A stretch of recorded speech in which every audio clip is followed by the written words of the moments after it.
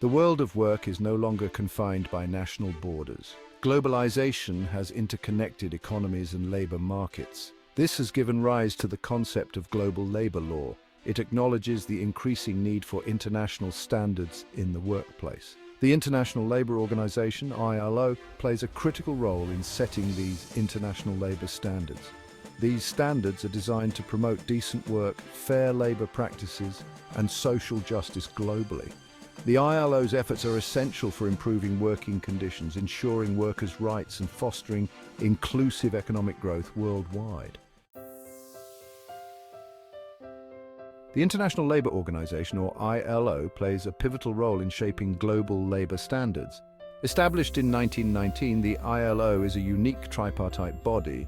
It brings together governments, employers, and workers from 187 member states. Its primary goal is to promote social justice and internationally recognized human and labour rights. The ILO achieves this through a variety of means. This includes setting international labour standards, providing technical assistance, and promoting dialogue. At the heart of the ILO's work are its conventions and recommendations. They address a wide range of labour issues, including freedom of association, collective bargaining, forced labour, child labour, discrimination, and occupational safety and health. These instruments provide a framework for national legislation and practice. They serve as a benchmark for assessing labour conditions worldwide.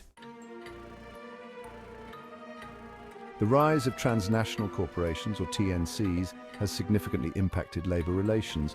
TNCs operate across multiple countries. They often have complex supply chains that span the globe. This global reach presents challenges for regulating labour standards.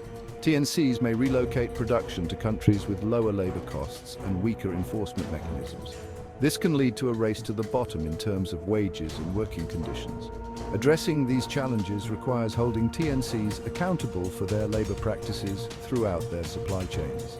This can involve a combination of measures, including international legal frameworks, corporate social responsibility initiatives, and consumer pressure. Globalization has led to increased migration for work. Migrant workers often face precarious working conditions and exploitation. They may be subject to low wages, long hours, unsafe working environments, and restrictions on their freedom of movement. Protecting the rights of migrant workers is crucial. International conventions, such as the ILO's Migrant Workers Convention, provide a framework for safeguarding their rights. However, effective implementation and enforcement remain ongoing challenges. This requires collaboration among countries of origin, transit, and destination. This should involve strengthening labour inspection mechanisms and providing access to justice for migrant workers. Regional labour agreements play a significant role in shaping labour standards within specific geographic areas. These agreements, often negotiated alongside trade deals, aim to harmonise labour regulations and promote fair competition among participating countries. Examples include the North American Agreement on Labour Cooperation, or NALC, and the EU Charter of Fundamental Rights. Regional agreements can contribute to improving labour conditions and protecting workers' rights within a specific region. They can also serve as a catalyst for broader international labour standards. Labour rights are fundamentally intertwined with human rights. The Universal Declaration of Human Rights recognizes the right to work, the right to just and favorable conditions of work, the right to form and join trade unions, and the right to an adequate standard of living. These rights are essential for human dignity and well-being. Violations of labour rights often go hand in hand with other human rights abuses, such as discrimination, forced labour, and human trafficking. Upholding labour rights is therefore crucial, not only for protecting workers, but also for promoting a just and equitable society. Corporate social responsibility, or CSR, has emerged as an important mechanism for promoting fair labour practices. Businesses are increasingly expected to go beyond legal compliance and consider the social and environmental impacts of their operations. This includes ensuring decent working conditions, respecting workers' rights, and promoting sustainable supply chains. While CSR initiatives alone cannot solve all labour issues, they can contribute to raising standards and fostering a culture of respect for workers' rights.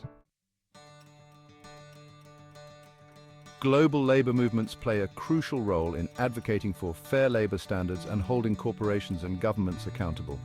Trade unions and other labor organizations provide a collective voice for workers.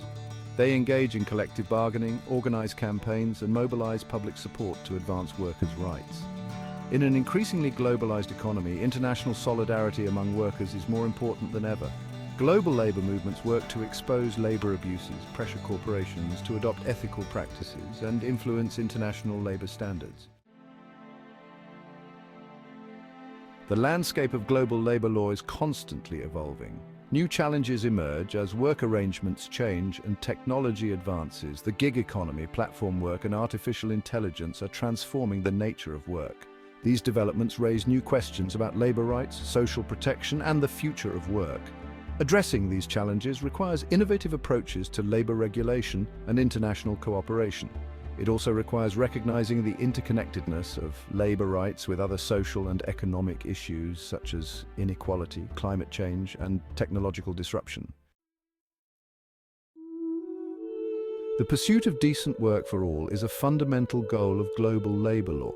This requires upholding international labor standards, promoting fair globalization, and ensuring that the benefits of economic growth are shared equitably. By recognizing the interconnectedness of labor markets, the importance of international cooperation, and the power of collective action, we can strive towards a future where all workers have access to decent and fulfilling work.